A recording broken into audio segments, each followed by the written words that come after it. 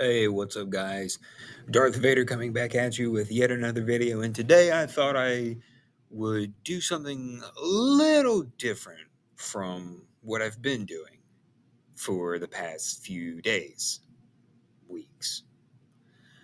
Today I'm going to be doing a reaction video to scary animated horror stories, of course, done by none other than the famous Llama Arts. Um, The most recent videos are these two here. I don't know how I would feel about reacting to an AI written Halloween horror story. But in case you guys didn't know, uh, Mr. Nightmares narrates the stories, Llama Arts animates them. So be sure to go and subscribe to Llama Arts, subscribe to Mr. Nightmares. And without further ado, let's get into it.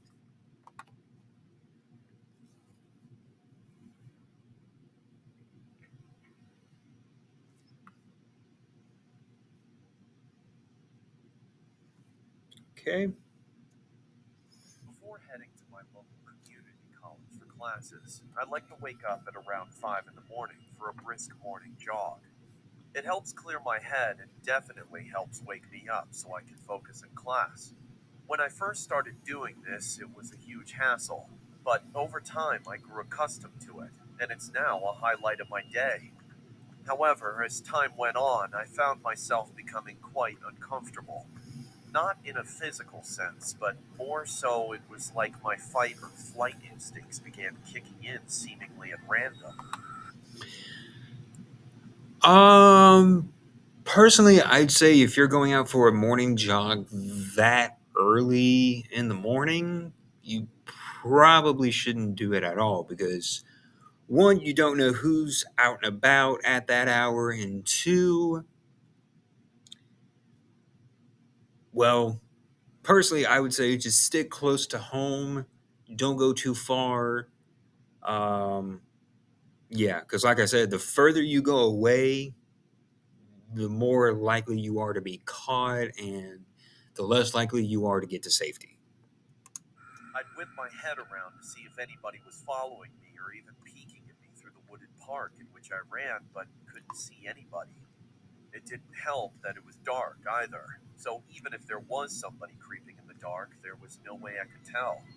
As an extra precaution, I started carrying around some pepper spray in order to fend off any would be attackers.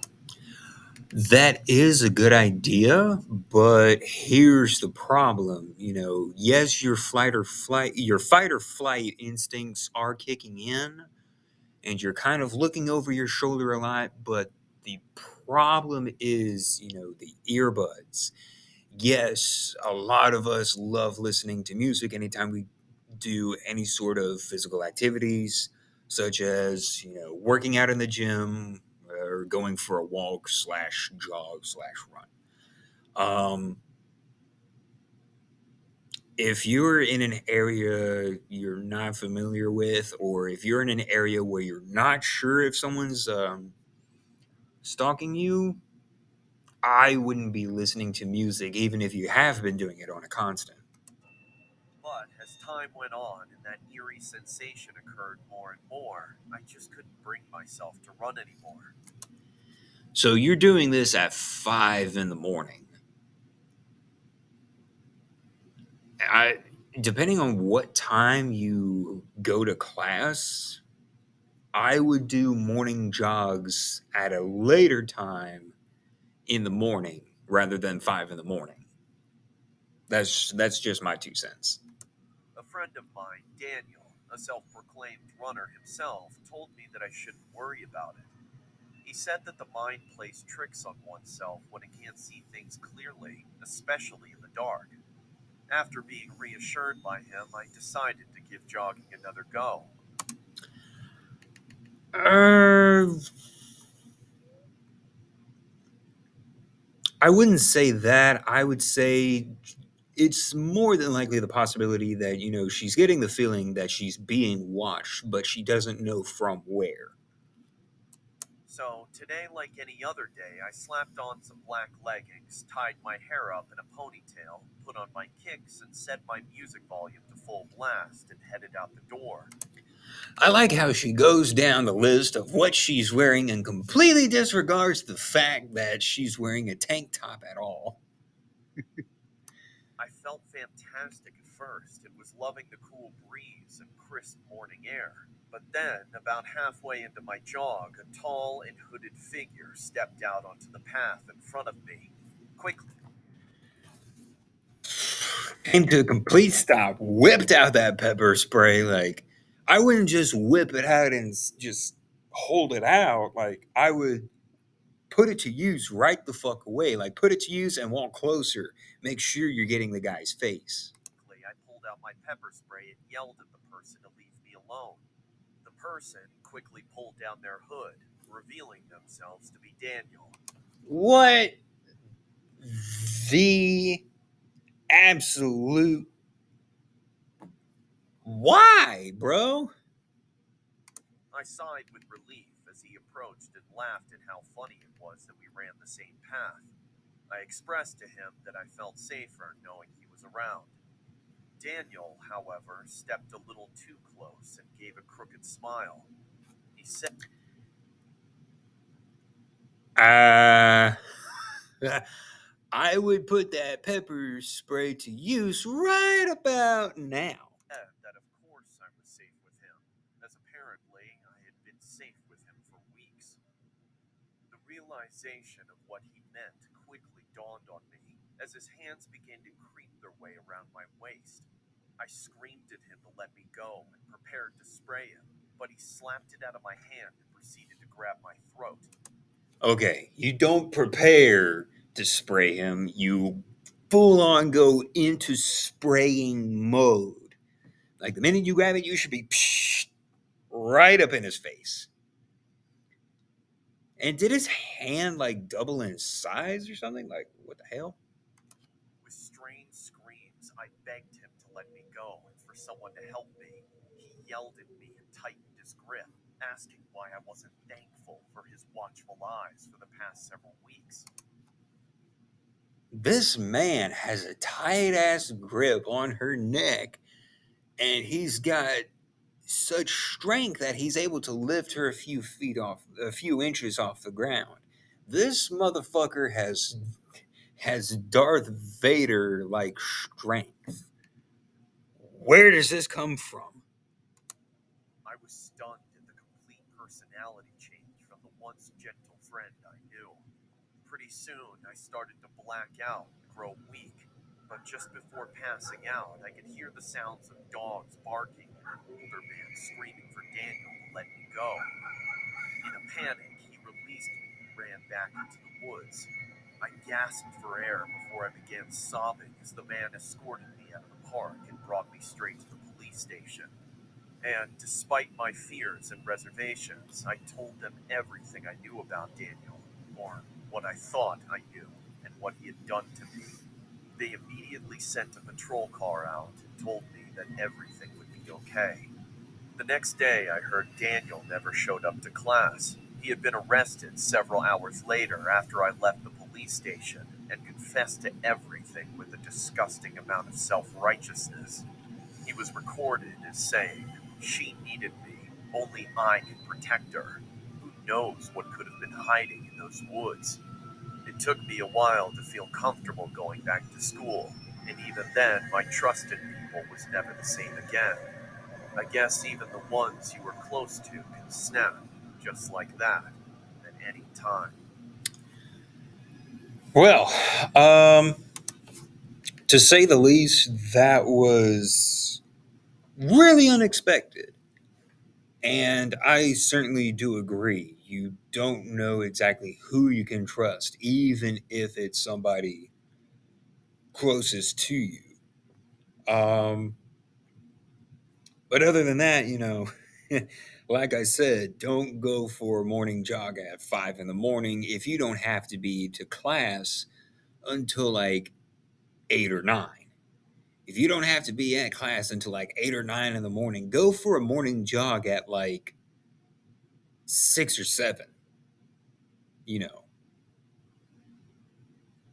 it's 7, 7:30 actually, at best. So, but yeah, that's that story. Quite peculiar to say the least. Um, Pizza delivery story three. Oh wow, 9 minutes and 43 seconds. This happened in April of 2021. My region hadn't been hit so hard by COVID, so most aspects of our lives were normal. I had graduated in 2020 and I needed a job. I was 18 at the time, almost 19. I wasn't studying and I didn't know what the hell to do with my life. So in March, I got a job at Pizza Hut as a delivery driver and kitchen hand. Big mistake because if nobody knows already, pizza delivery drivers are more likely to be robbed. And the thing about pizza companies is, as you know, as a delivery driver, you go out, you make a delivery, you get robbed. The pizza company with Pizza Hut, Domino's, Papa John's, Hungry Howie's, whatever the case may be, they're gonna give more. They're gonna be more pissed off at the fact that you lost their money. They're not gonna give a single crap about you being robbed because you, as an employee, you can be replaced, but that money cannot. So yeah. The night seemed normal. It was one of those days that didn't seem like anything interesting would happen, but those are always the days when the unexpected happens, you know? It was around 10:30 on a Saturday night. We closed at 11, so it was just me and my boss during the last hour. As usual, we got a late order. It was close, and I had finished mopping and sweeping the floor, so it was no hassle. My boss was always prepared for a million orders to come at the last minute, so he asked me to do it as fast as possible. The restaurant was located in a plaza on the main road. The traffic was consistently heavy on a Saturday, so I avoided the main road and took the side exit. Even though the plaza was in one of the busiest parts of town, this street, however, was always so dark and empty. This street was also really long, so all you could see were the traffic lights about 500 meters ahead. Something was confusing me though, like my eyes were playing tricks on me. There was this black shadow blocking part of the lights, and there was I know that's the traffic signal right there, but it almost looks like it, and this is literally my best guess. It looks like it could be holding a scythe, maybe. Like maybe he's looking at the Grim Reaper, but what would the Grim Reaper be doing? Just standing under a traffic signal. this metallic object shining in the light above, bobbing up and down like it was floating. As I got closer, I could see the bottom of this dark silhouette. It looked like it was walking. I realized it was some drunk idiot dressed in all black walking on the road. Or so I thought. I couldn't entirely see them, and I didn't know what they were carrying. So I approached with caution, preparing to brake or Oh swerve. boy. I got close enough to see this person was dressed in a long coat with Yeah, that does look like a scythe. a Oh, hood okay. similar to a cowl, which is unusual where I live. So this is a drunk idiot, as he suggests, or this is the Grim Reaper. I turned my car lights on bright and honked my horn, hoping that they'd move to the side or something. Considering that the Grim Reaper is a collector of souls and is dead, literally the embodiment of death, you could drive through him and he's probably not going to feel it. But they didn't even flinch. Finally, I got close enough to see that it was some asshole dressed as death, carrying a scythe. Something was odd, though. People, even if they are on the sidewalk, usually look over their shoulder at an approaching car, but they didn't. As I drove past, Not always, really.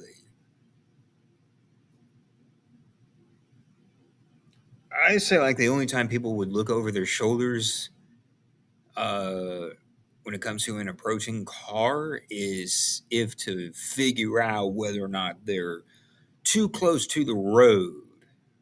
But if they know they're far enough away from the road to not get hit, then they're probably not going to look over their shoulder. However, this person ever so smoothly looked right into the window of my car on the driver's side. It gave me such a fright, like when people clap in your face. I passed them too quickly to see their face, let alone see what gender they were. After I passed them, I looked into my rearview mirror trying to see them, but it was so dark. I stopped at the traffic lights, and that's when I started to panic. I remember those scary clown guys who used to block people's path and Scary clown guy is one thing. Some guy dressed up as the Grim Reaper, that's another. tap on car windows, so I went through the red. No one was on this road anyway. I pulled over to the side and tried calling the cops at the station, just in case somebody hits them, but no one answered. I remembered my boss told me to hurry, so I just went on with the delivery. Yeah. I got to the house.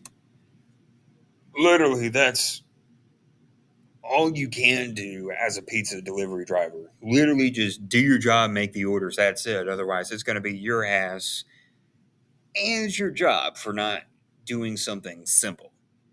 And parked on the side of the road, and I gave the people their pizza. It's always awkward handing over the pizza in silence, so to make conversation, I told them what I saw. They laughed and said that it was probably someone making a TikTok. I laughed as well. Yeah. I guess it was a pretty good prank. I got in my car and went to start it, but I couldn't find the keys.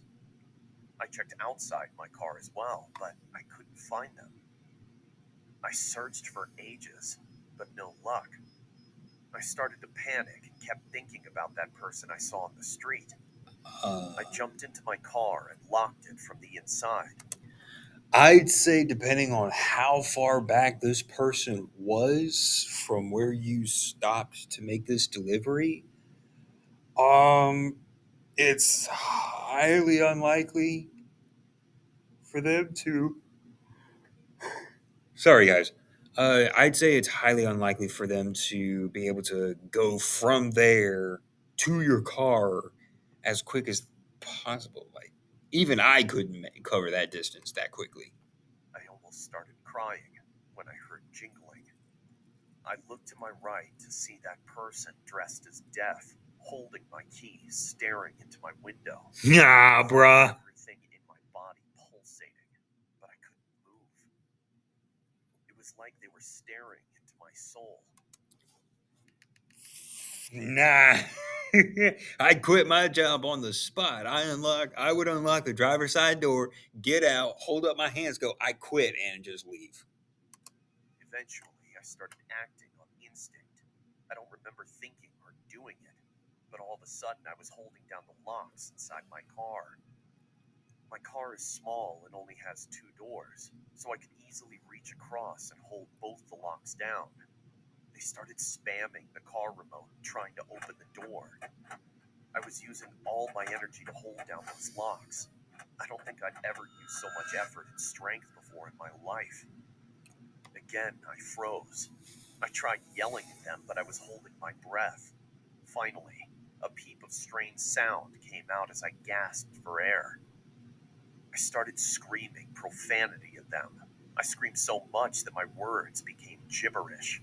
A feeling of numbness took over my body, and I couldn't hear myself screaming anymore. My whole body was being controlled by my anxiety, and my ears were ringing. I was sweating profusely. All this time, I couldn't take my eyes off them. This person, this thing, standing over my car with a scythe. I knew that if they got in, I wouldn't stand a chance. The shadow from the hood hid their face. Was this even real? They stopped trying to get in and just looked at me. I started screaming out of exhaustion, and I became dizzy. My vision was blurred. There was a silence, and then about 10 dogs started barking close by. This gave me hope. While leaning on the scythe, they lowered their body and put their face only a few centimeters.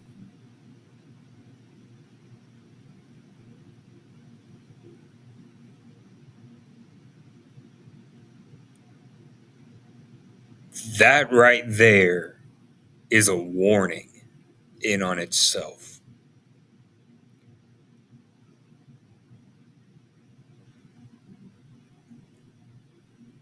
The Reaper does not bring death, he follows it.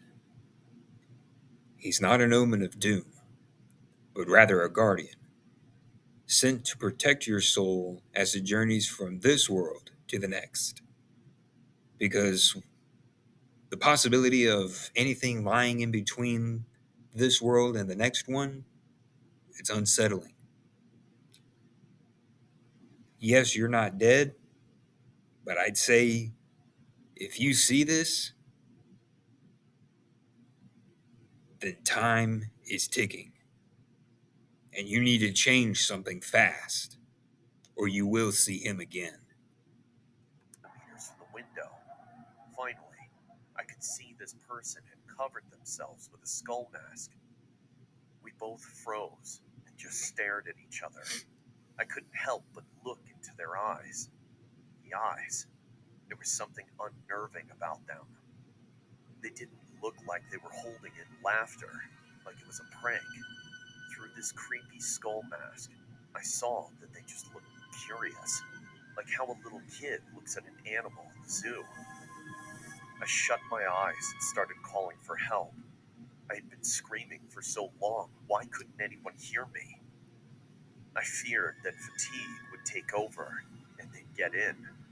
At this moment, I swear I was almost convinced that death had come to collect me. I remembered my phone had Google Assist. With my hands still in the locks, I tried my luck and said, "Hey, call 000."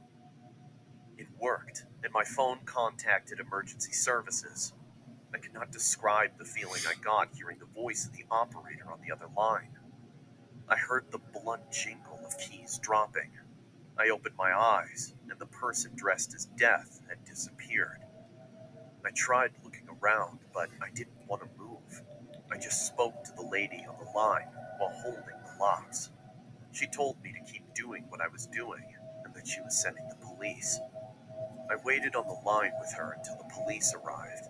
It felt like hours, but it was only around 10 minutes. I told them what had happened. Because the person was threatening and I feared for my safety, I was required to make a formal statement to the station. They told me they'd keep it on file. The officers spoke to the people in the neighborhood, and none of them heard me scream or saw anything, and they were used to the dogs going off at night. I found my keys around 2 meters from my car. I called my boss, and the officers followed me back to my work, where I signed out. I then followed them to the police station. I called my parents, and they took my statement. It was almost 1 a.m. when it was finally finished. This was a couple of months ago, but sometimes it feels like I'm going crazy. It was probably some asshole messing with me, but they just looked so curious, like they were studying me. Or they enjoyed watching me feel helpless and terrified. I still do deliveries, but I never leave my keys in the car. You shouldn't, because what are you going to do when you accidentally lock the keys in the car? So, um, as we can see, the past two stories that I've reacted to, they're narrated by Christian Johnston. Whether or not there's a YouTube channel for this person, it's unknown. But majority of Llama, or maybe some of Llama Art's older videos, are narrated by Mr. Nightmares. Anyway, guys, that's going to do it for today's video. Hope you all enjoyed it. And if so, smash that like button and comment down below whether or not you want me to do another reaction video. Um, Also, I know that normally some people do like 3 or more videos for a reaction video for something like this, but right now I'm just testing the waters. But again, if you guys like this, smash the like button and